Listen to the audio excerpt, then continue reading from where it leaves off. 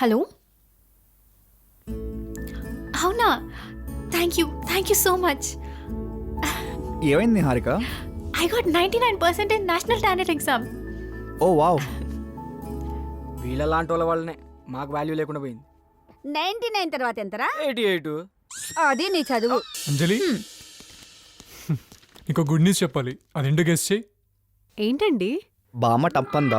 రే ఆది, ఏంటా ఏదో మాటలు? మీకు జాబ్ వచ్చింది కదా? చూడు, నిహారిక చెప్పింది నువ్వు చెప్పలేకపోయావు.